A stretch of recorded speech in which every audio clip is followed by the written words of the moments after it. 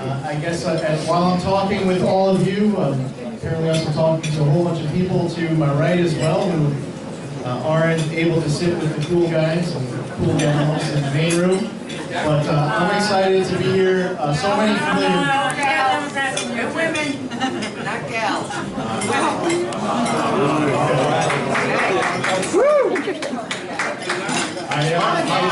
We're nasty women. I do appreciate you having all of us. Talking about important issues with just 12 days ago until the election. It has been an honor and a privilege to represent this district these past 21 months. And it's something that I certainly don't take for granted at all. My background, I grew up born and raised on Long Island. I've been raising my twin daughters here, Michaela and Ariana, with my wife, Diana. I went to college and law school upstate in Albany, where I did Army, ROTC. 4 years of active duty. After that, in the Army, I was a military intelligence officer, prosecutor, military magistrate, before transitioning to the reserves and coming back home. I live now about a half mile from where I grew up. My daughters go to the same elementary school that I went to. And I was elected to the New York State Senate in 2010. When I was running for the New York State Senate in 2010, I knocked on over 12,000 doors in the 3rd Senate District to get the word out. And there's no better way to ask for someone's support than to show up in person. And that's why we are all here, to ask for your support in person. When I was knocking on all those doors, talking about issues, I said, if you elect me, these are the causes that I'll be fighting for. To do everything in my power to repeal the MTA payroll tax, to do something about our property taxes and our veterans returning home with post-traumatic stress disorder, to eliminate the saltwater fishing license fee. These were some of the issues that we were discussing. And then when I was elected, I obsessed over trying to get those goals across the finish line. And after my first term, after 2 years in the New York State Senate, I successfully led the effort to repeal the MTA payroll tax for 80% of employers. I co-sponsored the nation's strongest property tax cap that was enacted into law. I reduced middle income tax rates to the lowest level in 60 years. I created the PFC Joseph Dwyer program for our veterans with post-traumatic stress disorder and traumatic brain injury.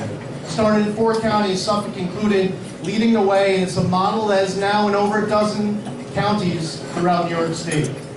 I also wrote the law to protect our military families from protests and military burials. And we got rid of the saltwater fishing license fee. But it's important when someone comes and asks for your support and says, if you elect me, this is what I will do. And then, when they are elected, they obsess over delivering wherever possible, whenever possible, to pursue results. I've been in office now in Congress for 21 months. My Common Core opt-out proposal was signed by the President. My Safe Bridges Act was passed and signed by the President. Because when I was up in Albany, I introduced legislation to stop the implementation of Common Core in New York. And the biggest threat that was used against this bill was that if it passed, then New York State would lose out on hundreds of millions, if not billions of dollars.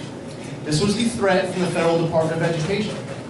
So when I went down to Washington, I introduced legislation that says states can opt out of Common Core without penalty from the federal government. Got it passed, signed by the President. While I was up in Albany, the federal government changed the formula to fund our state and local bridge improvements. In the 1st Congressional District, we have 81 bridges that are functionally obsolete or structurally deficient. So serving on the House Transportation and Infrastructure Committee, working with colleagues on both sides of the aisle, the Safe Bridges Act was passed and signed into law as part of a 5-year fully funded highway bill. And as part of that, we are now where we were receiving over $250 million a year in New York, and that went to 0 in 2012. That's now going back up. And the first announcement for the infusion of cash was right here in the 1st Congressional District. Last December, we passed 20 tax relief provisions to help Long Island families and businesses, to help with capital investment into small and medium-sized businesses, to help with expensing and depreciation. Tate's Bake Shop on the East End, the 1st Congressional District, is exploding because of capital investment that has been made into their company. Amneal Pharmaceuticals, which is in Yaphank, and they built hundreds of thousands of additional square feet, needed to build hundreds of thousands of square feet on top of that. So while it was good news, all those construction jobs to build that expansion and the long-term jobs inside that new plant, they decided to build their hundreds of thousands of additional square feet in Ireland. Why?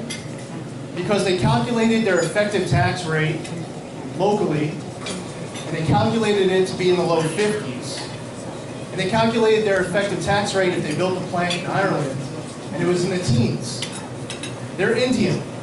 They didn't do that because they were returning to the homeland. They were doing it because of their effective tax rate in Ireland, and that's why they built hundreds of thousands of square feet there. So whatever we can do to make it easier for a business to be able to expand. Right now we see it with the rising healthcare costs under Obamacare. And businesses now offering their employees less of a policy for more of a cost. And in New York State, where we had one co-op under the health insurance exchange, Health Republic in New York, this is how completely dysfunctional the implementation of this was. In New York State, we didn't go out and search nationally for someone capable of creating a healthcare plan. So New York State picked the freelancers union to do it. They had no idea how to create a healthcare plan, so they rented one. And then once they rented one, they were all sitting back around the table trying to figure out how to sell it. They don't know how to sell it, so they marked it down. They were selling it for less than it was costing them. And then when they calculated their math and realized that they were going to go out of business, they went to New York State and asked New York State regulators for permission to fix their finances so that they could survive. New York State said, make it work. And about a year ago, over 200,000 New Yorkers were told not that they were going to lose their coverage 60 days from now or 90 days from now. They were told, you are no longer covered right now, including people going through cancer treatment at Sloan Kettering. We have providers in the 1st Congressional District owed 6, 7, 8 figures. Stony Brook University is owed 8 figures because of the collapse of Health Republic. We need small and medium-sized businesses to have more of an ability to offer more of a policy at less of a cost through their ability to pool their policies in obtaining the coverage, the best possible coverage for their employees. Continuing to cover people with pre-existing conditions, continuing to allow children to stay on their parents' policy like we see under the current law. There's bipartisan agreement on that. But we also should have more tax incentives for people to be able to set aside their earnings pre-tax to help cover their health costs. What's most important is that any line for that small and medium-sized business, any line that would allow them to reduce costs, that is how you create more jobs. I don't support raising the minimum wage in New York State to $15 an hour. And you can, we're at a chamber meeting. You all can understand why. If you're a small business, you have $30,000 set aside for 2 minimum wage employees. You raise the minimum wage to $15 an hour, you still only have $30,000 to pay 2 minimum wage, to pay your employees. So what does that mean? One person might make more money. The other person is going to make less money, possibly get laid off. But they don't have more money. They don't have more money to pay their employees when the minimum wage goes up. People say, well, the minimum wage should be a living wage. The president said something when I attended my first State of the Union address in 2015. He says, you can't work full-time and make $15,000 a year and support your family. And I'm listening to that and say, I absolutely agree. He was right. Where we're from, you can't work full-time and make $15,000 a year to afford to support your family. Where I'm from, you can't afford to make $40,000, $50,000, $60,000 a year and afford to support your family. So what are we really talking about? We're talking about raising the minimum wage to $40 an hour? There's a lot of well-intentioned policies that have all sorts of collateral damage that we're seeing enacted right now in Washington. The fiduciary rule. Chambers all across the 1st Congressional District losing their small financial planners because of the way the Department of Labor wants to define what a fiduciary is. Or the new overtime rule that they're rushing into practice, and it's flawed with all sorts of collateral damage for our business owners. It's important to enact smart policy that will allow businesses to flourish, to grow, to expand. It takes a lot of courage to start a business. And while there isn't one bill that's going to get passed by any level of government that's just going to make everything all better. Wherever we can pursue progress, that needs to be the goal. That's mine. Leveling the playing field, simplifying the tax code, making it easier for that capital investment in your businesses, making it easier for you to be able to expand and create more jobs. I have, again, been so greatly privileged to be able to represent an amazing district. When I'm down in DC, people ask me, where's the 1st Congressional District of New York? Now, here we are, one in North Fork, and I live just west of the Hamptons. We're all right now just north of the Hamptons. The easiest way to orient someone to this district when I'm in DC is I say, this is the district that has the Hamptons in it. And they're all like, oh yeah, I love your district. I've been there, heard about it. And then I use it as an opportunity to tell them about the rest of this district. And it's an amazing district, almost completely surrounded by water. With our beaches, we're all here, we love it. This is where we call home. This is my wish. That while it's been increasingly difficult to impossible for any of us to be able to watch the national news right now, and all of us, everyone can't wait until November 8th. Doesn't matter what your stripes are. November 8th, well, the election. We all wake up on November 9th, the next day. What is so important is for as quickly as possible, that narrative that we see on the national news, to return to a healthy, substantive dialogue on how to move this country forward, to secure our country, to grow our economy, so that when the people speak all across our country on November 8th, that all of our wishes and our passions, our goals for our country, the best way to achieve them is for as soon as this election is over, for that national dialogue to get as healthy and substantive as possible, as quickly as possible. I want to be part of that.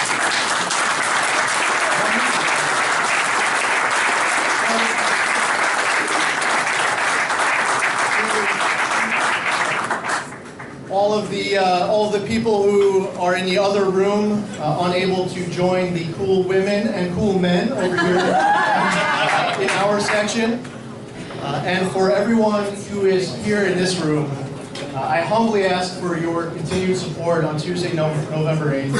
I thank you for your past support, and I look forward to, regardless of whoever you choose to vote for anything, I look forward to working with absolutely every single one of you after this election is over to help further improve our community and our country. I'm happy to answer any questions that you have.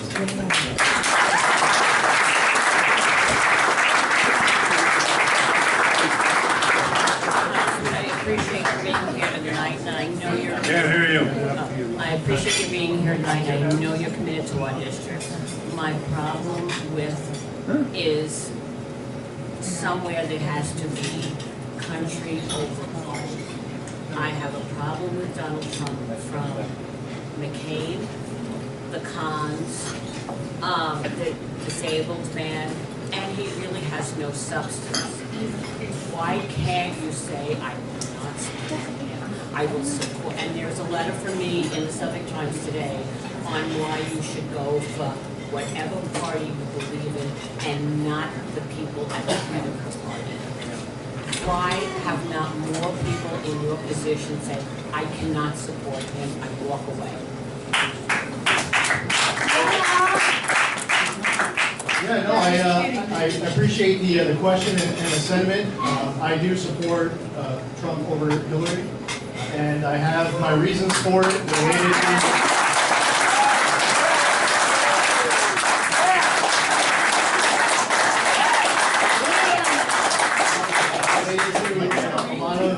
important substantive issues that I care deeply about, and I respect your ability to vote the other way. And that's what makes America great. But yeah, no, I do support Trump.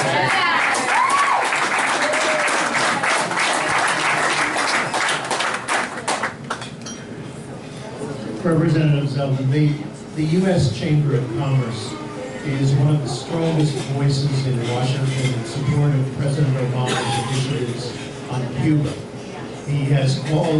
They have called for an end of restrictions on travel. They have called for an end of the embargo. which overwhelmingly is the sentiment of Americans, I presume of people in this district. It's overwhelmingly this, if not overwhelmingly, but it's now majority sentiment among Cuban Americans. What is your position on this call by the U.S. Chamber of Commerce to end travel restrictions and the embargo? Well, what is very important in the concessions that and the changes that the U.S. is making and is willing to make as it relates to Cuba deals with three very important aspects on the Cuban side where we need to see concessions made on the part of the Castro regime. One is the human rights violations that are currently taking place by the Castros. That needs to be dealt with. Secondly, is they are currently and still harboring fugitives from the United States in Cuba. That has to be dealt with. Where you still have the fugitive harbored in Cuba, where the person murdered a New Jersey state trooper. Right. And the person's been evading punishment under the law in Cuba. The fugitive aspect needs to be dealt with as well. There's also an issue related to the Cuban government holding on to billions of dollars worth of property rightfully owned by individuals here in the United States. So my position has been, and it still is, that if the United States is going to lift, and you mentioned a couple of aspects to it, one or two aspects of this, but lifting any of the sanctions and restrictions that we've had on Cuba is that we have to see that change made on the part of the Castro regime, because our goal is to help not the Castro regime, but the Cuban people. The Cuban people, the Cuban economy. We do not want to help the people who actually run the country, still in need of dealing with human rights violations, returning fugitives, and returning property. So you disagree with the U.S. Chamber? That's the bottom line. I'm telling you what my position is. If that's the interpretation, that's fine.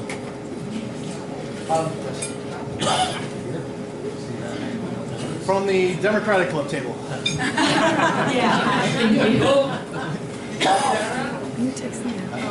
Being read from the phone with a sticker from my opponent. Go ahead. I actually wrote this earlier. I was really thinking about it.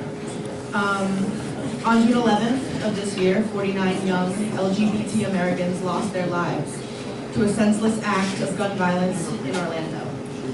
How is it that the Republican majority did nothing to honor the lives lost that day? Thanks.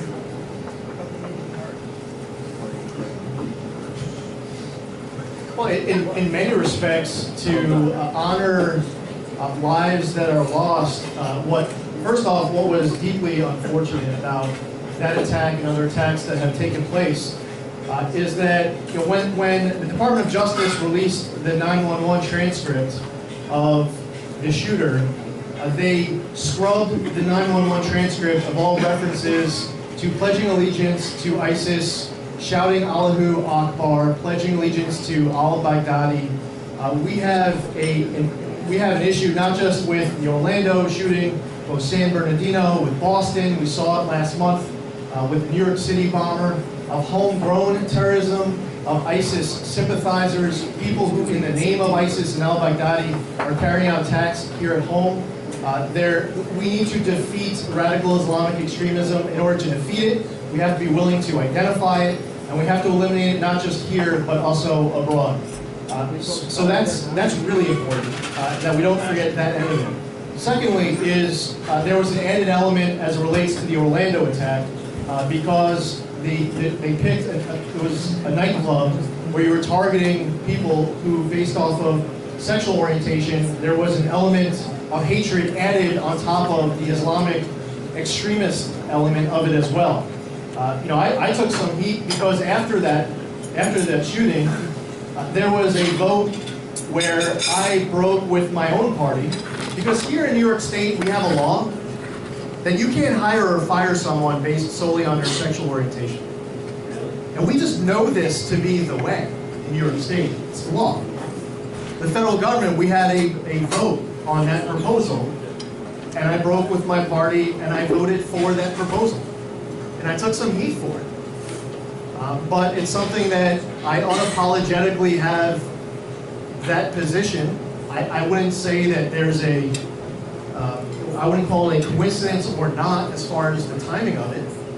With the way the vote was proposed by Sean Patrick Maloney from the Hudson Valley, as well as the shooting too. But what else is really important is, we can't talk about that shooting as if that 6-hour rifle walked itself into the gun club, walked itself into the dance club and discharged itself. There was a shooter who was discharging rounds from that 6-hour rifle and that pistol, causing that loss of life, who was an ISIS convert.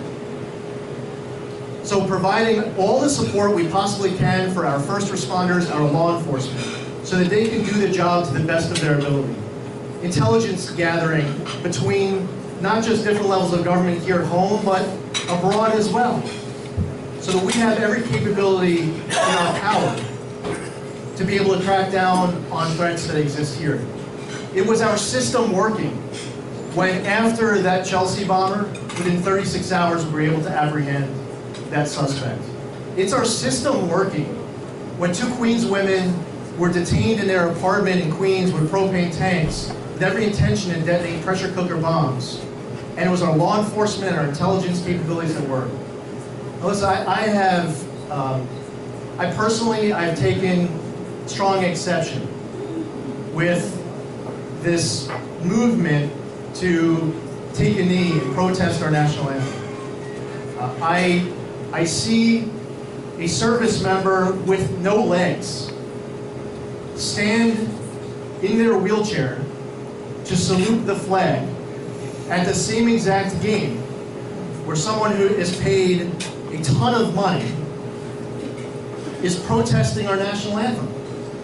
But right now, all of us coming together, not dividing us by race, not dividing us by sexual orientation, but all of us coming together to eliminate the threats that exist to our country right now, the best way to do that is that if someone is murdered wrongfully, and they're murdered by a member of law enforcement, that to the fullest extent of the law, you're holding that cop accountable. But that's no excuse for anyone to go out and murder some other law enforcement officer in Dallas or New Orleans who kissed their son or daughter or husband or wife, and they leave to keep their community safe, and then they lose their life that day.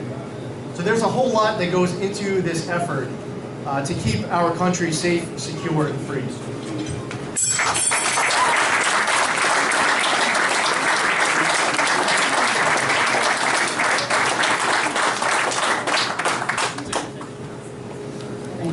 Thank you for joining us tonight. Another question from the Democratic rotation. Yeah. All right. This is not shocking me. I've worked with Republicans in the past too, and I worked with a candidate once private. But I would like to ask you about immigration reform, because as most people know out there, we have a very large community of people who keep this economy afloat. And I think everyone can agree that we need some changes, and I'd like to know where you stand on that.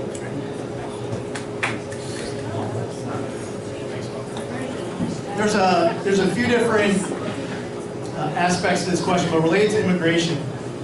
First off, to develop the best possible strategy moving forward, one thing that is really important to understand of what hasn't worked as far as a strategy is that over the course of the last decade, we've had a Republican president and then a Democratic president. We've had a Republican Congress, a Democratic Congress, and a mix, and every combination in the last 10 years. And the move to try to solve all of our challenges related to immigration in just one bill hasn't worked. It hasn't passed.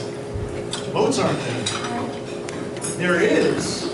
If you put a list down on a table of 700 different challenges related to our immigration system, people in this room, we could find agreement to like 670 of the solutions.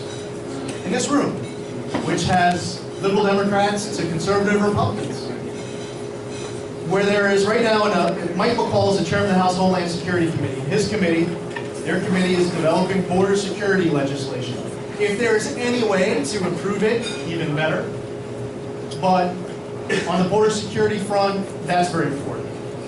On the interior enforcement front, Bob Goodlatte is chair of the House Judiciary Committee. Anyway, anyone has any ideas at all? Anyone has any ideas to improve it? That's great. But we should be passing the interior enforcement bill. There is also a lot of bipartisan agreement with regards to all other aspects of our immigration system. I approach this with certain principles that guide me. One is every nation's backbone is our rule of law. And a nation without borders isn't a nation at all. Those are just a couple of principles that guide me. We also, though, have people who are coming here, we educate them, they graduate, there are American companies that want to give them American jobs, and these people want to contribute and pursue the American dream right here in the United States of America. Our system should work to give them every opportunity to have that job here in the U.S., because if we don't, they leave, and the jobs leave with them, and all the benefits that come with it. There's a lot of bipartisan agreement on that. High-tech visas, a lot of bipartisan agreement. Our visa system as it relates to the agriculture industry and the tourism and hospitality industry, what we have been experiencing for years is a huge issue where we have labor, where we have employers here on the North Fork who have to wait a few extra weeks into their season to bring in labor that they bring in every summer. And they follow the rules. They follow the laws, they pay taxes, employer pays taxes, employee pays taxes. They go back home at the end of the season, but they're waiting a few extra weeks into the season before that employer gains that permission. That has to get fixed. The extra few weeks that the agriculture industry and the tourism and hospitality industry has been waiting is wrong. And the Department of Labor is interpreting this Perez decision to justify this delay. Fortunately, Bob Goodlatte, who happens to be the chair of the Judiciary Committee, has been a great partner and champion in getting that sped up in the last 2 years, where they got the approvals, but it's still, they waited a few weeks longer than they should have. So that's important as well. But I believe that we should be getting off the table all of the different solutions where there's bipartisan agreement. Let's not hold that hostage over a debate over the most controversial elements of this fight. And there are certain elements of this fight where there are strong philosophical differences as far as what the solution should be. By the way, one added point which also guides me is that I have a lot of compassion for that person who's not in this country yet, because they went to their local consulate and said, I want to go to America, I want to pursue the American dream, hope, opportunity, education, how do I get there? They were handed forms, given instructions, and because they are following the rules that our country laid out, that they received at that consulate, because they're following the rules, they're not here yet. And I have a lot of compassion for that as well.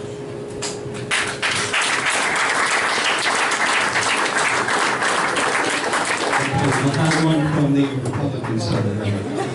And I'm going to finish up with the I have no idea what gave that away. Congressman Zeldin, thank you very much for coming to South Holden, Hamlin's Mattituck. Nice to meet you, Chairman of the South Holden Republican Committee. I know not to what you wish to refer, but nonetheless, no, while we do appreciate your commentary about national issues that have been brought to your attention tonight, quite frankly, South Holden is inherently a local town. And it's a local town that is near and dear to the hearts of most everyone, not everyone, but most everyone in this room. We have issues that are tangible to us here in this town. And quite frankly, you've been in office for 22 months, and everyone knows where I'm coming from. And quite frankly, I'd like to hear some of your accomplishments in your 22 months, specifically as they apply to the town of South Holden.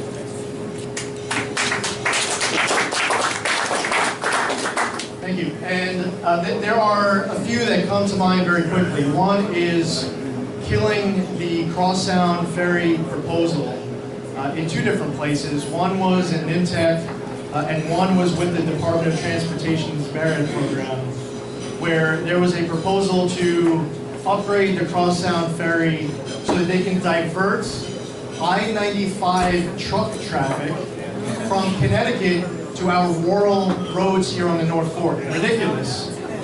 And we were able to get that built.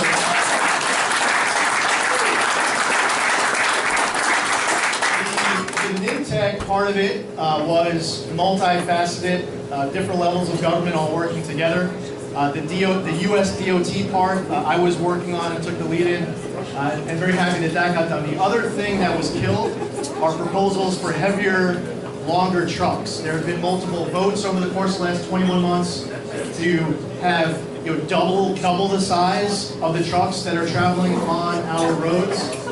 The way that the federal interstate system is set up, that actually connects you all the way to Orient. So the longer, heavier trucks, to keep them off of our roads, the votes weren't there, and we killed that on a House vote as well in Congress. The Hashemamic Cove study is moving forward, where design, construction is in the 2017-2018 fiscal year.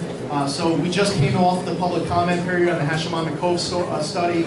It's very important, not just for the several dozen homes that live in Hashemamic Cove, and a couple of businesses that are there as well, but because it's a highly trafficked county road, east to west, with hospitals and nursing homes and schools, that road needs to be protected. So completing the Hashemamic Cove study is very important. 65% federally funded project that is moving forward.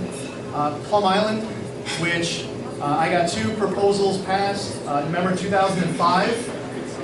We lost the Plum Island mission to Kansas in 2008. The federal government passed a new law that said that Plum Island needed to be sold to the highest bidder. And then a piece of legislation was introduced right after that. That was buried in committee for years. I got elected in 2014, introduced a proposal, reintroduced my predecessor's proposal, working with Republicans and Democrats in the House, and telling leadership this is my top local priority. This is the most important bill to me. We've got 2 legislative proposals passed that are now in the Senate, both passed unanimously in the House.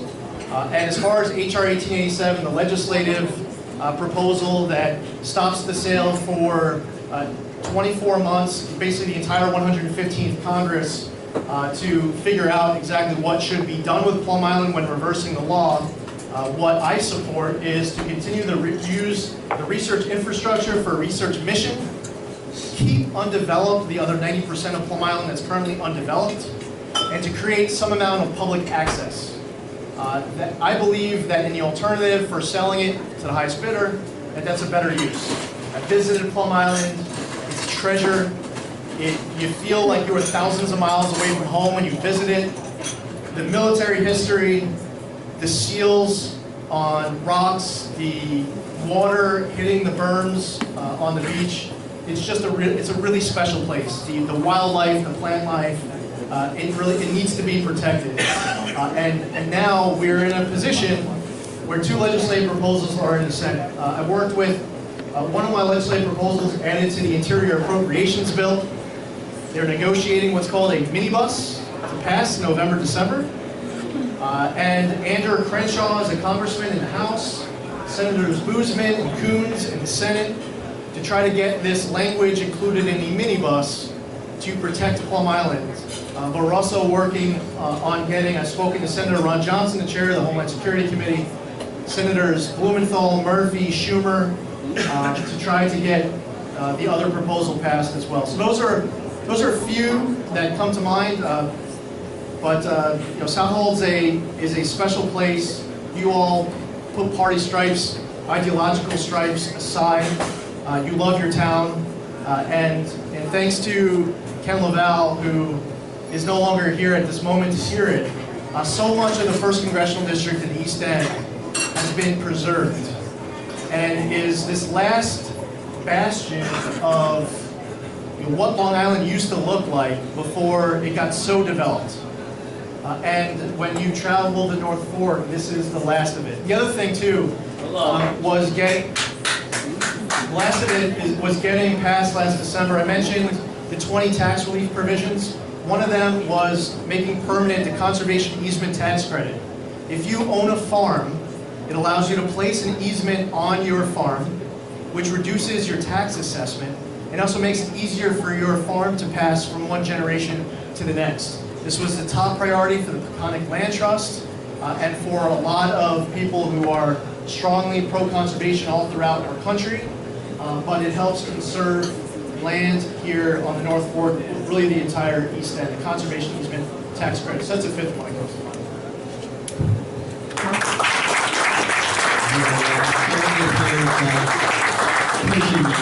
One quick one for you. Personally, and again, I think this is a pocketbook situation for everybody in the North Fork, New York State. Healthcare. Prior to Obamacare, I was paying like $1,500 a month for insurance. Now I'm down to like 7-something. My increase for next year is only about 6%. It's going to go to 8-something. Please, just tell me, what is the Republican plan? I always hear they want to repeal, they have all these things to, repeal Obamacare, but I never hear what's the plan. Please, save me something. Well, I did. You got to be quick because you're I did get into this during my opening remarks, so I'm at risk of repeating myself. You remember all my comments as it relates to Health Republic of New York, having more choice. Part of that includes having more providers here honoring more policies. This is, the co-ops in half of the country are failing, but it's not just co-ops. It's also with some private companies. We're seeing in North Carolina, Aetna and United Health are getting out of the North Carolina process. You're seeing hundreds of thousands of people who live in North Carolina going to lose their coverage because of Aetna and United Health pulling out there. So part of this is more choice and having more providers honoring more policies. I mentioned earlier about small and medium-sized businesses having more of an ability to pull their policies. I talked earlier about tax incentives and allowing more people to set aside money pre-tax to cover their health benefits. I also spoke earlier about covering people with pre-existing conditions, which there's bipartisan support. I mentioned a little earlier about bipartisan support for allowing children to continue to stay on their parents' policies.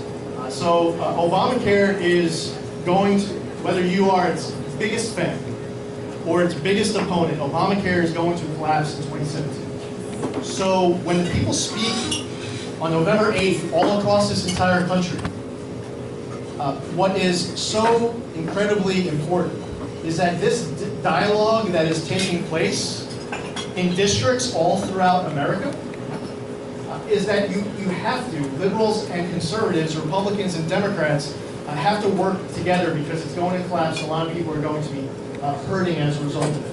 I shared several different components of it that are very important to me, as well as other colleagues who are here, who are currently in Congress as well.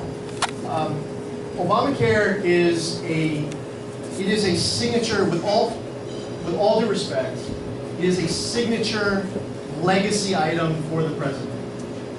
It's going to be very important if Republicans in Congress, working with Democrats in Congress, working with whoever's in the White House, everyone working together. The president has been very defensive over everything from repeals to small tweaks. The next president, it's not the same dynamic as far as a legacy item and a signature legislative accomplishment. So it will be easier to make changes that don't get filibustered in the Senate. There have been votes on proposals where Republicans have proposed tweaks in Congress, where they would get filibustered in the Senate, threats to veto, and then the president would sign an executive order to do exactly what the Republicans in Congress proposed. Fortunately, we're going to have an opportunity in January. There will be a changeover in the White House, and that's been, with all due respect, I get it, it's been an important legacy item, but that's another aspect that will make it easier to make some adjustments to. But those are several components, but I kept it a little bit shorter so I didn't repeat myself. Thank you again for having all of us, for being here.